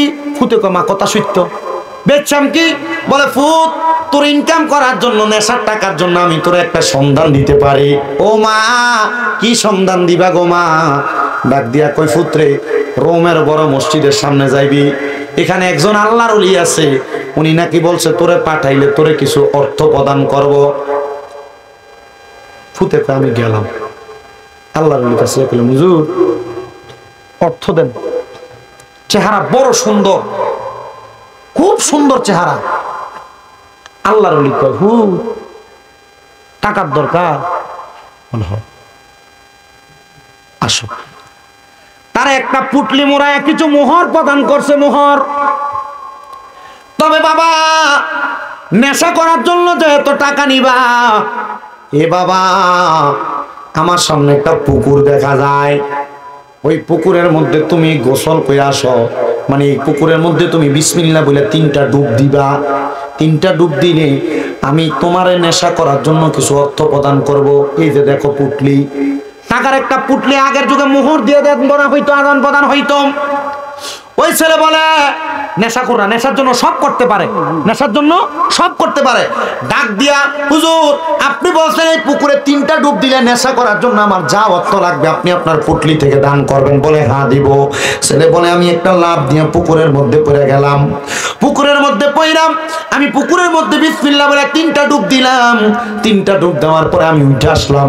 আমি দেখলাম উনি আমারে যে মোহরের পুটলি আছে পুরাটা পুটলি আমার হাতের মধ্যে তুলে দিছে। পুরাটা পুটলি হাতের মধ্যে তুলে দেওয়ার পরে আমি দৌড়াইয়া যে জায়গার মধ্যে থেকে আমি মদ ক্রয় করে মদ খাই, ওই জায়গার মধ্যে ঢুকার পর দেখলাম মদওয়ালারা মদ পদ সব ফালাইয়া দিয়া দূরে চলে গেছে গা।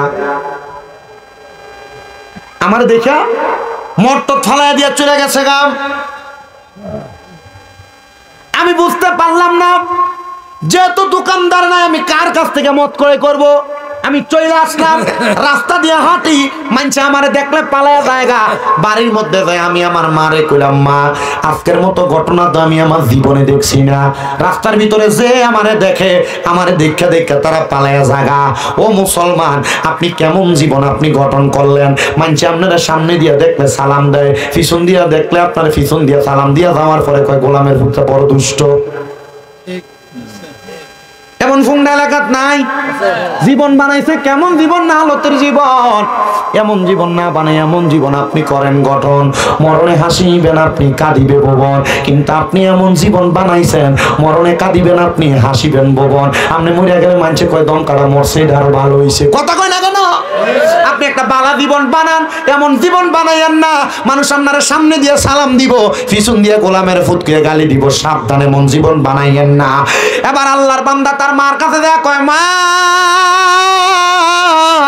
ও মা, প্রত্যেক দিনে তো আমি রাস্তা দিয়ে হাঁটি, মানুষ আমারে সালাম দেয়, মানুষ আমার সামনে আসে, কত সুন্দর সুন্দর কথা কয়। ও মা, আজকে দি মানুষ আমারে দেখলে রাস্তা থেকে পালিয়ে জায়গা, যে জায়গায় যাইতাম নেশা করবার লাগা ওই মতের বাড়ি খানার মানুষ আমারে দেখে দেখে বাইকে জায়গা।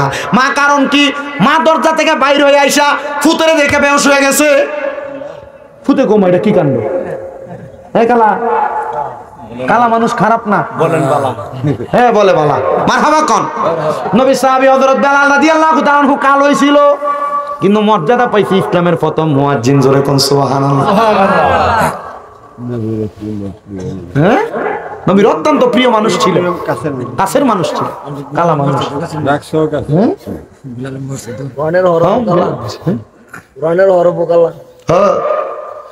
ওই বেলাল রাদিয়াল্লাহু তাআলা আনহুর মসজিদে আমি দেয়া নামাজ পড়ে আসছি। 2 মাস হয়, মাত্র 2 মাস। বড় সুন্দর জায়গা। এই জায়গাতে খেজুরের বাগান ছিল, এখন মসজিদ হয়ে গেছে।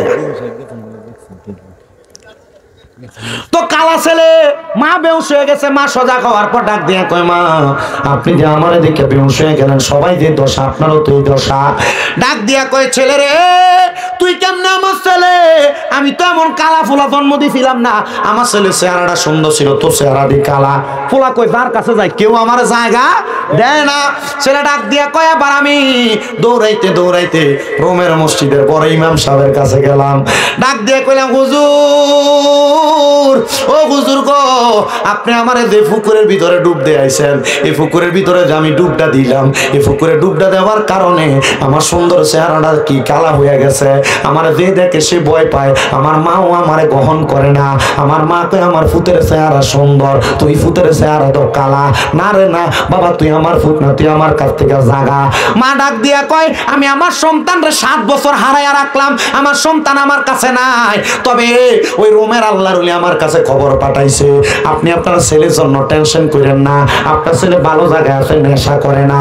বলে, হুজুর কেমনে? রোমের আল্লাহর ওলির কাছে যখন ওই ব্যক্তি গেছে, ডাক দিয়ে কই, হুজুর আপনার আমার যেহেতু এলাকার কোনো মানুষ পছন্দ করে না, আপনি আমার আপনার দরবারে রাখিয়া দেন। হুজুর কই, তুই নেশাখোর, তুই মদখোর, তোরা আমার কাছে রাখতাম না। আল্লাহ কয়, যারা নেশাখোর, যারা মদখোর, এরারে আমার কাছে রাখি না। আল্লাহ কেন? আল্লাহ কয়, ইন্নাল্লাযীনা কাফারু মিন আহলিল কিতাবি ওয়াল মুশরিকিনা, মারহাবা কইতেন না, ওয়াল মুশরিকিনা ফি নারি জাহান্নামা খালিদিনা ফিহা। আল্লাহ কয়, নিশ্চয় যারা কুফরি করে, যারা নেশা করে, নেশা করার সময় তাদের ঈমান থাকে না, এরা কাফের হয়ে যায়, কুফরি করে।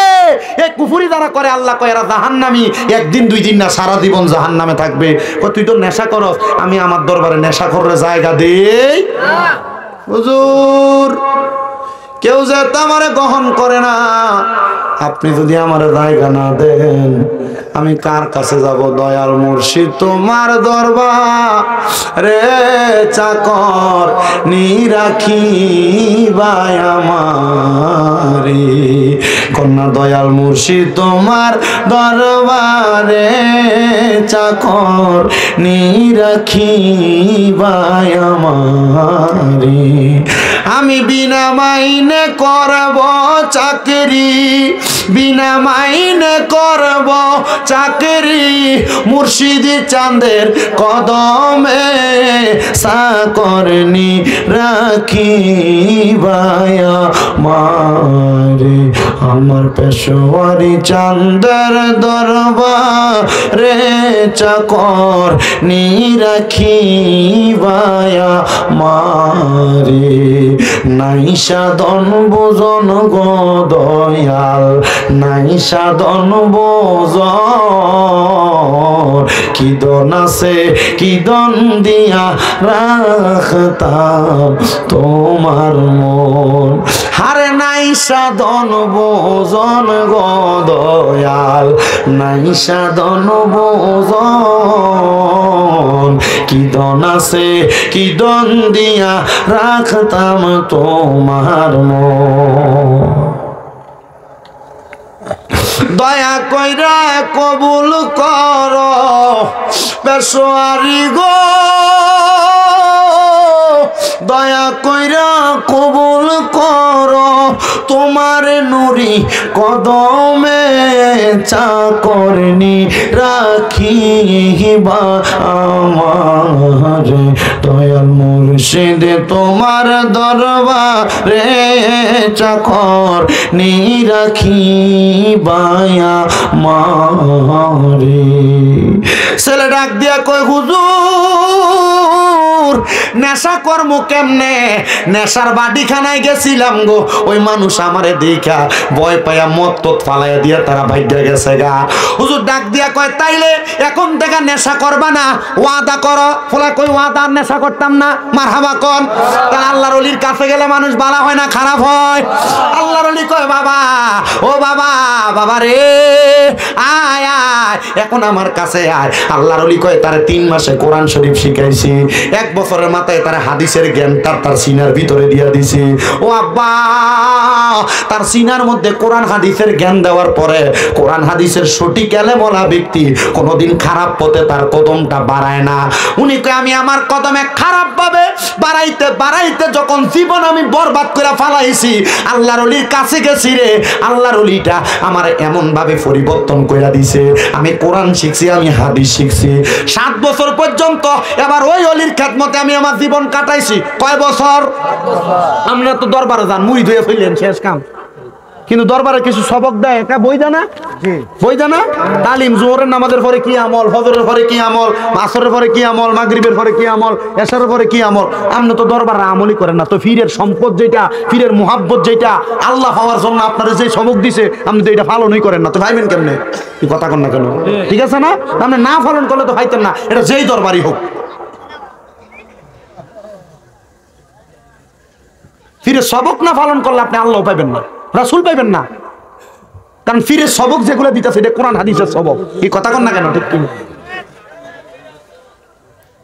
গভীর মনোযোগ দেন বাবারা, গভীর মনোযোগ দেন। 7 বছর ছিল খেদমতে। কয় বছর? 7 বছর খেদমতে। ওই ছেলে ডাক দিয়ে কই হুজুর খেদমত তো করতেছি ভালো। হুজুর একদিন হঠাৎ করে ফজরের নামাজের পরে আব্বা তাড়াতাড়ি রেডি হও। হুজুর কেন? বলে 7 বছর কি করছো এটার একটা প্রমাণ তুমি আমারে দেওয়া লাগবে। মারহাবা, 7 বছর কি করছো প্রমাণ দেওয়া লাগবে। ওই ছেলে ডাক দিয়ে কয় আমি সাথে সাথে রেডি হইলাম, আমার হুজুরের ঘোড়াটার মধ্যে উঠলাম। আমার হুজুর উঠলেন সামনে, আমি হুজুরের পেছনে ঘোড়া দৌড়াইতেছে। দেখলাম ওই ঘোড়া আমার ঘরের দরজার সামনে দাঁড়াইছে। আমি ঘরের দরজার সামনে যাইয়া আমার ঘরের দরজাটা খুললাম। দরজাটা খুইলা দেখলাম আমার ঘরের মধ্যে আমার মা নামাজের সেজদা দিয়া রইছে। আমি আমার মারে ডাক দিলাম, মা ও মা ওঠো না, ওঠো না। মা জননী সেজদা থেকে মাথা উঠে বাম দিকে ফিরে আবার বেহুশ হয়ে গেছে। ফুতনা কালা, বেশি কালা। আল্লাহর ওলি কয় আমার স্মরণ হইল ওই দিনের কথা, এই ফুত তো কালা ছিল না। সে যেন নেশা না করে, মানুষ যেন তারা পছন্দ না করে, সে যেন আমার কাছে ফইরা থাকে, আমি তারা হেকমত করে কালা বানিয়ে দিছিলাম। এ বাবা চল। হুজুর কয় তারা আমি নিয়ে গেলাম আবার আমার পুকুরের সামনে। বললাম বাবা তুমি তাড়াতাড়ি বিসমিল্লাহ বলে 3টা ডুব দাও। কয় ডুব? বিসমিল্লাহ কয়ে 3 ডুব দিলে শরীর যত অপবিত্র থাক পবিত্র হয়ে থাকে। মারহাবা কন্যা। বিসমিল্লাহ কয়ে কয় ডুব? 3 ডুব। অনেক মুসলমান নামাজ পড়ে, নামাজ হয় না, কারণ গোসলের ফরজ জানে না। গোসল কেমনে করণ লাগবে, কেমনে গোসল করলে পবিত্র হইবে জানে না। তা আপনারা যে ফরজ গোসল করেন, এক কথায় সহজ ভাষায় স্বামী স্ত্রী দুইজনের মেলামেশার পরে আপনার যে ফরজ ভাবে গোসলটা আদায় করা লাগে, এই গোসলটা তো আপনি সঠিক নিয়মে না করলে আপনি তো পবিত্র না। সঠিকভাবে না করলে আপনি পবিত্র না। তাহলে আপনি নামাজ পড়েন যে হইব, রোজা রাখেন হইব? তো গোসল করবেন সর্বপ্রথম এই ফরজ গোসলের নিয়মটা শিখাই দেয়, এটা মনে রাখবেন। যুবক ভাইরা যারা আছেন, আপনাদের যাদের গোসল ফরজ হয়, আপনার উপযুক্ত বয়সের মধ্যে উপনীত হয়েছেন, সর্বপ্রথম আপনি আপনার বাঁ হাত দ্বারা, ডান হাত দ্বারা পানি ঢালবেন, বাঁ হাত দ্বারা আপনি আপনার লজ্জাস্থানকে আগে পরিষ্কার করে নেবেন।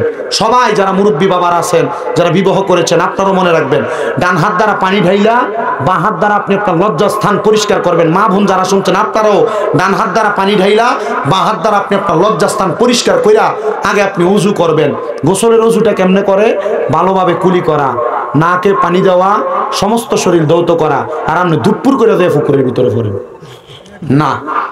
আগে ভালোভাবে কুলি করবেন 3 বার, নাকে 3 বার পানি দিবেন, ডান দিকে 3 বার পানি দিবেন, বাম কাঁধে 3 বার পানি দিবেন, এরপরে মাথায় আস্তে আস্তে পানি দিবেন। এটা হলো গোসল করার মূল সুন্নত নিয়ম, এবং গোসল এভাবে করলে পবিত্র হয়।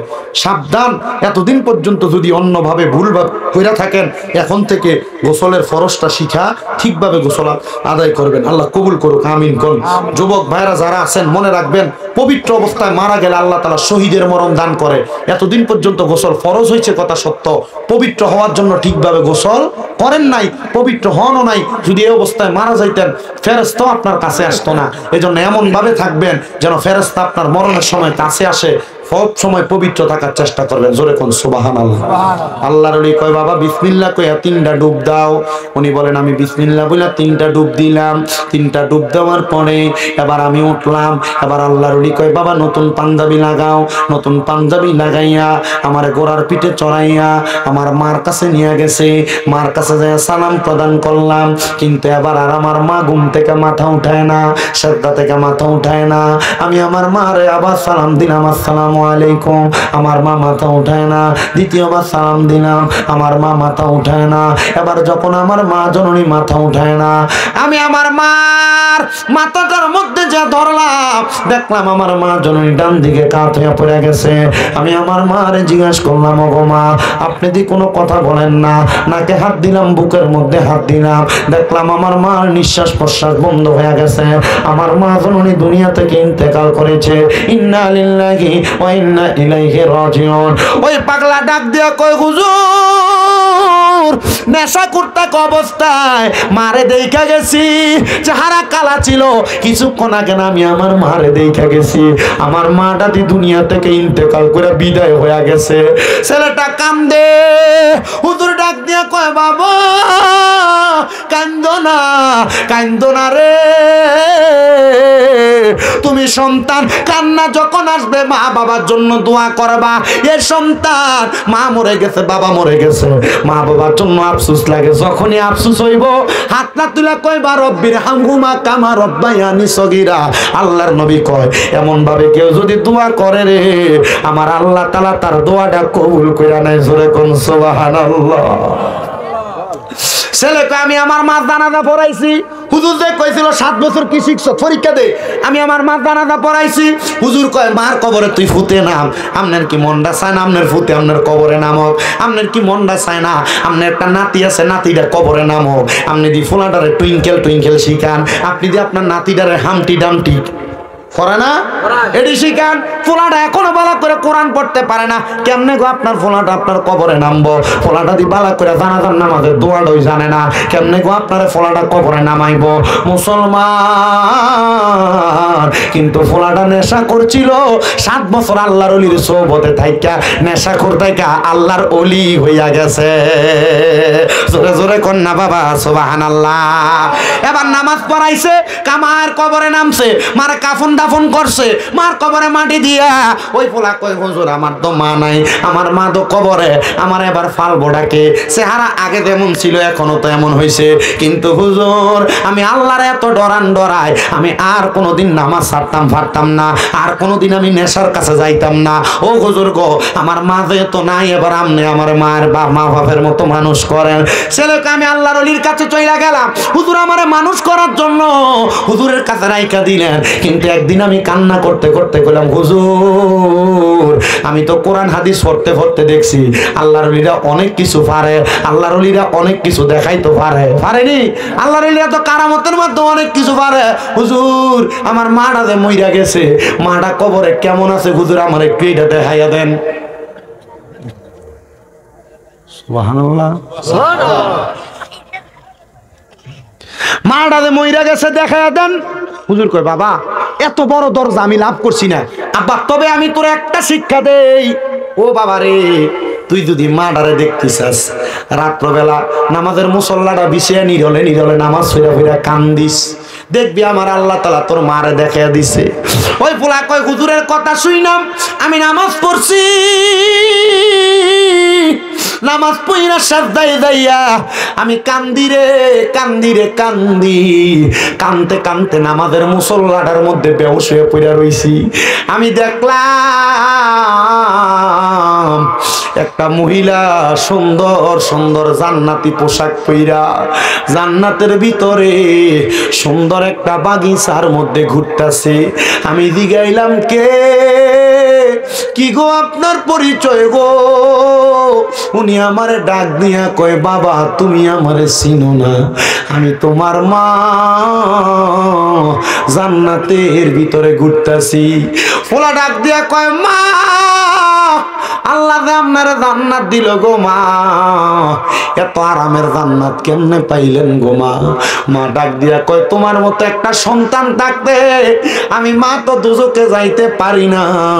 মা গো আমার জীবনে তো পাপ আর পাপ, আমার জীবনে তো গুনার গুনাহ, আমার জীবনে তো নেশার নেশা, আপনি মা কেমনে আমি ফুতের লেগে মাপ পাইছেন? মা ডাক দিয়া কয়, পুত্রে যেই দিন তুই আমার নামাজের মুসল্লাটা বিক্রি করে দিস, ওই মুসল্লা কিনুন না ক্রেতা ব্যক্তিটা আমার বাড়িতে আইছিল, ওই ক্রেতা হইল তোমার মসজিদের হুজুর, যার কাছে তুমি আজকে 7 বছর পড়ালেখা করতেছ। ওই হুজুর তোমারে 7 বছর বালা বানাইছে। আমার আল্লাহ তাআলা তুমি সন্তানের 7 বছরের ইবাদতের কারণে আমি মার কবরের আযাব মাফ কইরা দিছে। ও নুরালাপুরের মানুষ রে, আজকে যেহেতু নুরালাপুর এলাকার মধ্যে মুসলিম মিয়া তো সুন্দর জান্নাতের বাগান সাজাইছে, পীর তরিকত মুনাজির আজম হযরতুল আল্লামা পীরজাদা কাজী আবু সাঈদ পেশোয়ারী রাহমাতুল্লাহ আলাইহি স্মরণের মাহফিল। আল্লাহ চাইলে আবু সাঈদ পেশোয়ারী রাহমাতুল্লাহ আলাইহির উসিলায় আমরার মা বাপরে মাফ করতে পারে কি পারে না? অবশ্যই পারে, অবশ্যই পারে, অবশ্যই পারে। আল্লাহ যেন আল্লাহর ওলির উসিলায় আমরার বংশের কবরের আযাব মাফ করে, শুনে কোন আমিন। আসলেন নবী এই দরাতে রহমত বরকত নিয়ে, আসুন সবাই তাজিমে সালাম দেই ওই নবীরে, ইয়া নবী সালাম। সবাই কাতার করে দাঁড়ান।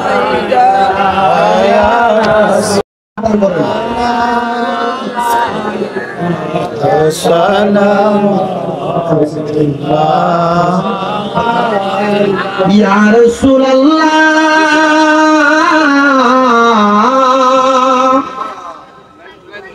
ওয়া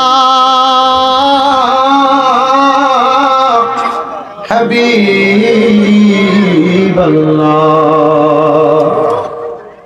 নবীজি গো আপনি যে ঘুমান না রাতে, দেখা দেন আপনার প্রেমিকদের সাথে। ডেকে নেন আপনার রোজাতে, দুরুদ সালাম দিতে ইয়া নবী সালাম। মহব্বত নিয়ে বলেন, মহব্বত নিয়ে ইয়া রাসূল ইয়া হাবিব ওয়া আলাইকা সালাওয়াতুল্লাহ হাবিবি সাইয়্যিদি ইয়া রাসূলাল্লাহ ওয়া ইয়া হাবিবাল্লাহ।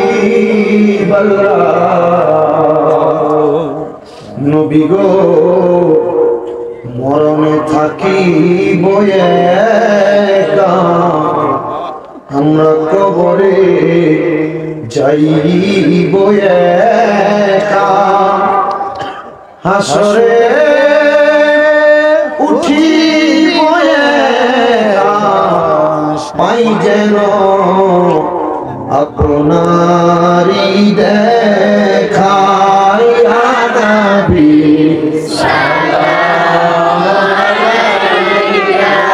ইয়া রাসূল ইয়া হাবিব সালাম আলাইকা সালাওয়াতুল্লাহ ডালো দি কলবো মে আজমতে মুস্তাফা সৈয়দি आला हजरत पेला हम मुस्तफा जाने रहमत पे नाम शम्अ बज में हिदायत पे सैयदी मुर्शिदी काजी अबू सईद पेशवारी सैयदी मुर्शिदी काजी अबू सईद पेशवारी उनकी शानो करामत पे लाम मुस्तफा रहमत पे लाखो सलाम शम्अ बज में हिदायत पे या पाक पंजतन लाखो सलाम या पाक पंजतन या हसन शाह हुसैन लाखो सलाम या हसन शाह हुसैन करवालार कुर्बानी शरण करो प्राण भरे सकले अस्सलाम नूर चश्मे अंबिया अस्सलाम बादशाहे औलिया সবাই পড়ি মারহাবা কবুল করে পড়েন আমিন বালাগাল উলা বিকামালিহি ফাশাবাতু যা বিজামালিহি बस मेरे जिंदगी ज़बा पर या रसूल अल्लाह ये है मेरे बंदेगी रसूल खुदा से दिल को सलाम कहना और बागे मदीना से एक फूल तो पिलाए ना बलगल उला कशफत तुजा बिजमालिही हसनत जमीआ सालिही सल्लु अलैहि। হে আমার নুরালাপুরের মাহফিলের বাবারা বন্ধুরা, ওয়াজে তো শেষ হয়ে গেছে। মুনাজাত করার আগে আপনাদের সবার কাছে আমি জানতে চাই, ওই সন্তানের মায়ের কবরের আযাব আল্লাহ তাআলা সন্তান আল্লাহর ওলির সোহবতে থাকার কারণে 7 বছর যদি মাফ করে দিতে পারে, আজকে কাজী আবু সাঈদ পেশোয়ারী রহমাতুল্লাহ আলাইহির স্মরণে আমার ভাই মুসলিম মিয়া এত সুন্দর করে 10তম মাহফিল সাজাইছে। এই মাহফিলের উসিলায় আল্লাহর ওলির বরকতে আমরার বংশের কবর আযাব মাফ করতে পারে কি পারে না? এমন একটা সন্তান হাতটা বাড়া বলবা হুজুর আমার মা নাই, আমার বাবা নাই, আমার আম্মা আব্বার কবর আযাব মাফ পাওয়ার জন্য এই আল্লাহর ওলির মাহফিলটার মধ্যে আমি নগদ 2,000 টাকা, আমি নগদ 1,000 টাকা, আমি নগদ 500 টাকা আমি আমার মা বাবার কবর আযাব মাফ চাইয়া এই মাহফিলের মধ্যে দান করব। মুনাজাতের আগে আসেননি কোনো বাবা 1,000 টাকা দান করবেন। পর্দার অন্তরালের মা বোন যারা আছেন যে কোনো একজন মা দাঁড়াইবেন, দাঁড়াইয়া পুরা মা বোনদের কাছ থেকে কিছু কিছু করে সহযোগিতা নিবেন। আসেননি কেউ বলে হুজুর আমার মা নাই, আমার বাবা নাই, আমার মা বাবার জন্য দোয়া করবেন। আমি আমার মা বাবার জন্য দোয়া চাই, আমি 1,000 টাকা নগদ আমার মা বাবার জন্য দান করে দিব। আসেননি কেউ নগদ মা বাবার জন্য 500 টাকা দান করবেন? আসেনিও কেউ? আসেন কেউ বলে হুজুর আমি আমার আম্মার জন্য দোয়া চাই, আব্বার জন্য দোয়া চাই, হুজুর আমার মা বাবার জন্য খাস করে দোয়া করবেন। আমি আমার মা বাবার জন্য খাস করে দোয়া চাই, হুজুর আমি আমার মা বাবার মহব্বতে 500 টাকা নগদ দান করব। কে দিবেন? নগদ নগদ নগদ দিবেন? কোন সময়? আচ্ছা দেন না। রব্বিল আলামিন আসসালাতু ওয়াসসালামু আলা রাসূলিহিল কারীম রব্বানা যালামনা আনফুসানা ওয়া ইল্লাম তাগফির লানা ওয়া তারহামনা লানাকুনান্না মিনাল খাসিরিন রব্বানা আতিনা ফিদ দুনিয়া হাসানাতাও ওয়া ফিল আখিরাতি হাসানাতাও ওয়া কিনা আযাবান নার। ইয়া ইলাহি রহম ফরমা মুস্তাফা কি वास्ते खुले दे दरवाज़ाए रहमत गदा की वास्ते रहमतल लिल आलमीन खत मेरा सुल्ताने ज़हा अहमद हामिद मुहम्मद मुस्तफ़ा की वास्ते मबूदो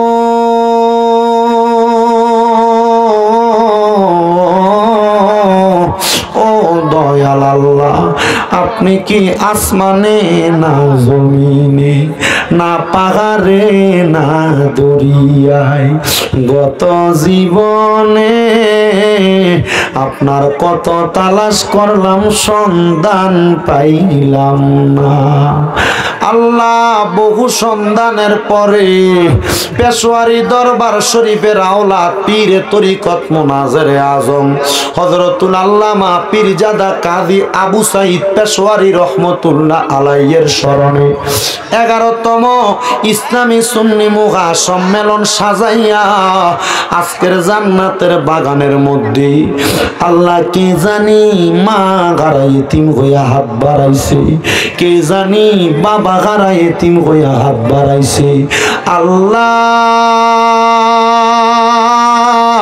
যেই বাবা সন্তান রে মানুষের মতো মানুষ করার জন্য মাথার গাম পায়ে ফালাইয়া সন্তান রে বড় কষ্ট করে মানুষ করছে, এমন আব্বা যাদের কবরে আব্বার কবর তুমি আল্লাহ জান্নাতের বাগান বানায়া দাও। আল্লাহ কে জানি হাত বাড়াইছে, কার জানি জগতের মধ্যে মা নাই। হায় রে মা,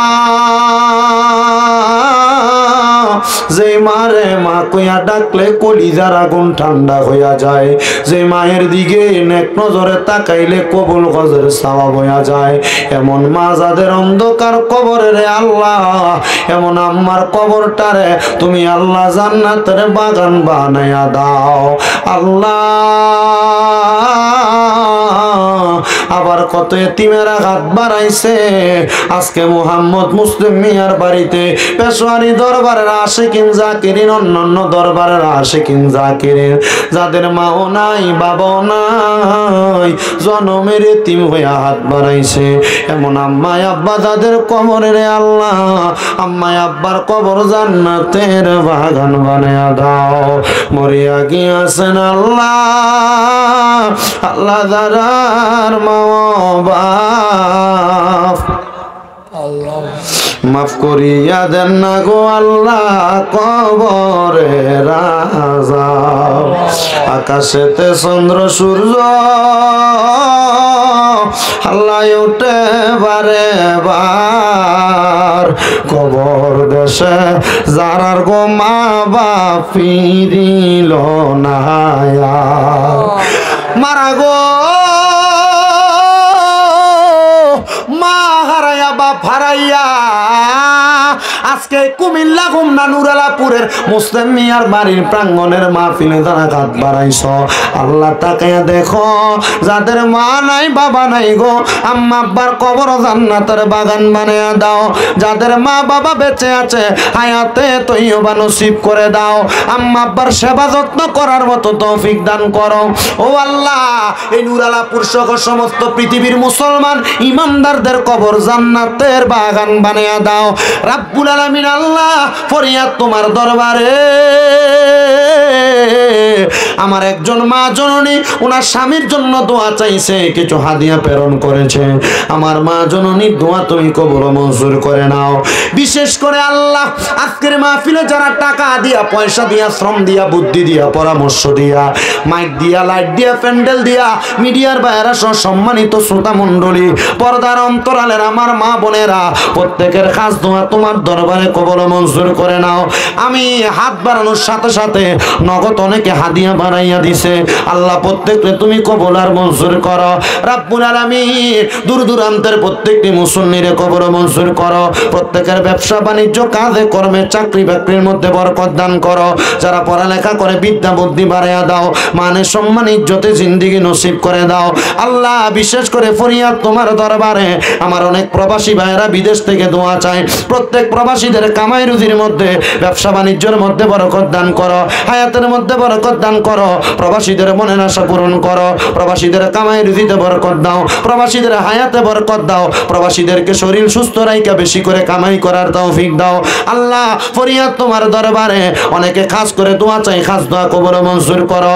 আমার কেন মিয়া পাগলা দাদা ভাই উনি দূর দূরান্ত থেকে চলে আসে, কেন মিয়ারে কবুল মঞ্জুর করো আল্লাহ। বিশেষ করে মুর্শেদ ভাইয়ের আব্বার জন্য দোয়া চাইছে, আম্মা অসুস্থ আছে, তারা কবুল মঞ্জুর করে নাও।